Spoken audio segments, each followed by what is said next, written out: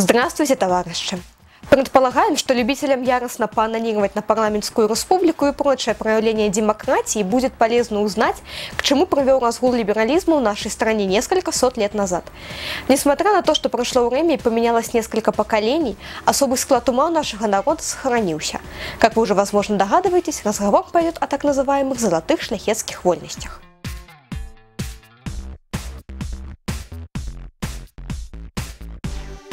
Итак, на сегодняшний день известно, эти самые шляхетские вольности в определенном виде существовали еще до Люблинской унии, когда это ваша от мора до мора ВКЛ вынуждено было объединиться с пшеками у Республика двух народов. Если кому реально интересно, то до унии и у тех, и у других уже был тру-парламент, который чуть более чем полностью состоял из магнатов и прочего жлобства. В общем, по традиции в нашей стране было все не так, как у людей. Когда в Европе мейнстримом был абсолютизм и лютая монархия, наши предки баловались демократией. Самое интересное началось после того, как к сатане на ужин отправился великий князь и король Жигемон II. Особая неприятность была в том, что покойный являлся последним представителем династии Егелонов, то есть после его смерти уже не осталось товарищей, которые могли по блату посадить свои жопы на трон. Казалось бы, новым властелином Речи Посполитой выберут кому-нибудь из магнатов, да и дялоута. Но поскольку шляхта была очень пафосной и богатой, никто не хотел уступать место. При этом открытая борьба за Речь Посполитую могла перерасти в такую народную забаву, как гражданская война. Короче, магнаты подумали и решили позвать себе в качестве короля и князя-лягушатника Генриха Валуа, который был не абы ким, а сыночком французского короля и по совместительству герцогом Анжуйским. Однако очевидный профит такого решения имел в себе и негативную сторону. Шляхта начала неслабо очковать по поводу того, что новый король наведет свои парадки, заставит мужиков носить колготоны, жрать лягушек или повыгоняя всех с санными тряпками и будет не померконничать. Поэтому, чтобы подстраховаться, хитрожопые олигархи придумали документ, который неслабо ограничивал власть монарха, чтобы не было, как после 1995 года. Этот документ получил название «Генриховые артикулы» и узаконил шляхетские вольности окончательно. В артикулах было много интересных пунктов. Например, монарха должны были окружать 16 советников, чтобы он не наделал лишних делов. Если король попытается показать шляхте место, она может поднять восстание. Без согласия сейма монарх не мог объявлять войну, заключать мир, собирать ополчение и т.д. и т.п. Кроме того, коварная шляхта придумала еще и такую вещь, как пакта конвента. Суть этой неведомой фигни в том, что еще до избрания короля шляхта придумывала план развития на ближайшую пятилетку, и король обязан был его подписать, ибо это было условием коронации. То есть по артикулах развитие страны, внешняя и внутренняя политика определялись независимо от того, кто конкретно станет королем. Монарх в этой вашей Речи Посполитой становился слабее сегодняшней английской королевы. Тем не менее, Валуа всех эти документы подписал и создал новую традицию избрания монархов-подкаблучников. Что характерно, сам принц ничего путного в таких условиях сделать не смог, а когда началось небольшое бурление среди той же шляхты, по-тихому свалил свою Францию. Так совпало, что его батюшка присоединился к Жигемонту II, и Валуа-младший просек, что сидеть на французском троне несколько уютнее, чем на троне Речи Посполитой. Короче, первый король, который подписал бумажки шляхты, правил всего пару месяцев, ибо нефиг. В 1589 году шляхта, которой мало было существующих ништяков, додумалась законодательно закрепить право либерум вето, свободно запрещая. С этой пары каждый хер с горы на вольном соме мог право с места, не поднимая руки, крикнуть «Идите в жопу, я пошел домой!» Крикнуть «Не согласен!» И весь сойм скатывался в унылое говно. Таким образом, даже если 100-500 депутатов выступили за, а один кен сговнился, решение не принималось. Вы в жопу, а я домой. Странно, но первый раз такое удобное право было использовано только через 63 года после его принятия.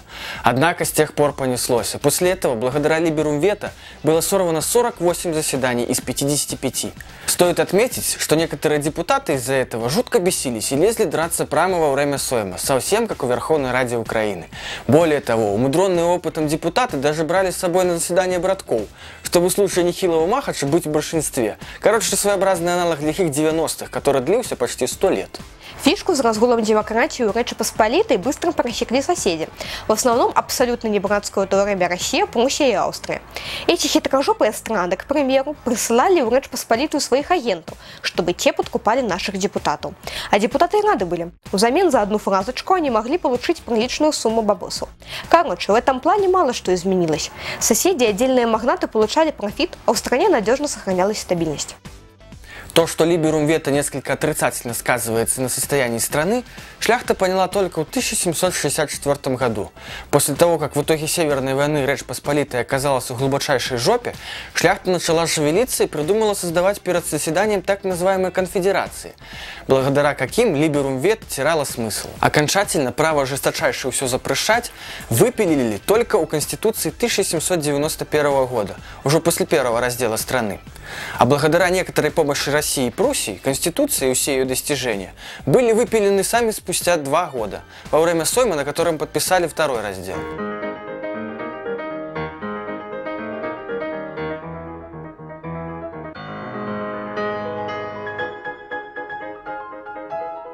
А что вы думали? В 1793 году яйца Речи Посполитой уже нельзя было вытащить из кулаков соседей, и конец был предсказуем, так что формальности практического значения не имели. Так сложилось, что за свою историю Речь Посполитая была вынуждена вести многие войны, на которые у страны тупо не было денег. И стране приходилось занимать их у шляхты. Потом эти деньги надо было возвращать, но поскольку Речь Посполитая в войнах в основном фейлила, отдавать было нечего. Ни пироги, ни масло, ни сыр, значит, ни блины, ни что другое не может служить средством платежа. Поэтому долги отдавались государственными землями. Таким образом, спустя некоторое время вся территория Речи Посполитой была поделена между шляхтой, которые нередко устраивали вражеские междоусобицы с поджогами полей, кражей скота и угонами селянчиков. Государство же в этой ситуации ничего не могло сделать, ибо ни денег, ни своих людей у страны практически не было. Благодаря шляхетским вольностям и профиту от войн, шляхта Речи Посполитой была крайне жлобской и зажиточной. Большинство магнатов было намного богаче монарха, и поэтому спокойно могли забить на государственные распоряжения и так далее. Лучше всего это наблюдалось во время восстания Костюшки, который хотел привлечь на свою сторону жителей тогдашних агрогородков и прочих деревень. Для этого Костюшка с товарищами придумал многие послабления для селянчиков, но шляхте жалко было терять свою власть, и она эти распоряжения отправляла в спам.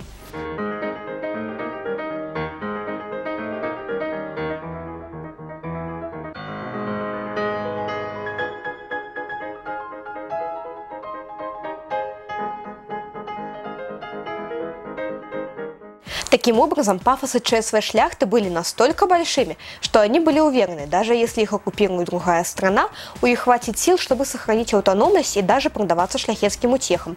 Перспектива потерять лишний доход сельхоза и дать свободу селянчикам пугала их больше, чем реальная угроза оккупации и потери государственности. В итоге, как известно, Речь Посполитая была разделена и оккупирована.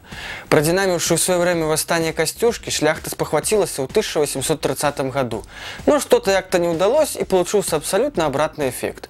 Россиюшка не слабо разозлилась на шляхту и в целях профилактики закрутила гайки на яйцах бывшей Речи Посполитой еще сильнее. Но это уже другая история. До новых встреч!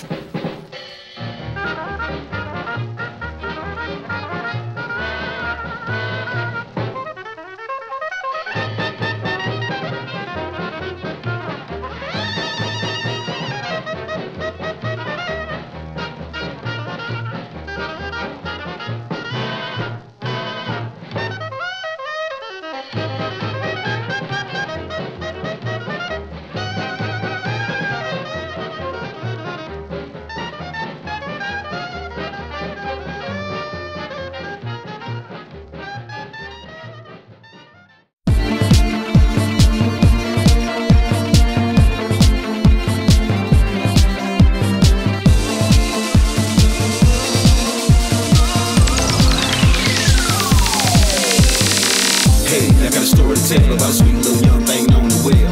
She's the kind of friend of mine you can dance all day with all the time. She will go all day on the floor and let you know. Can't nobody come and take the show. A professional, she'll work it all day till she can't no more.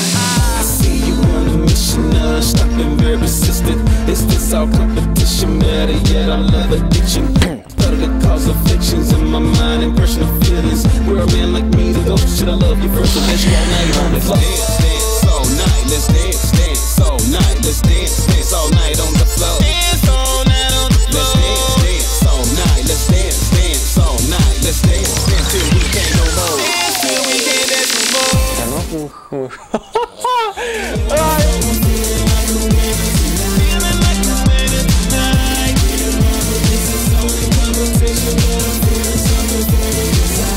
Текст, не текст.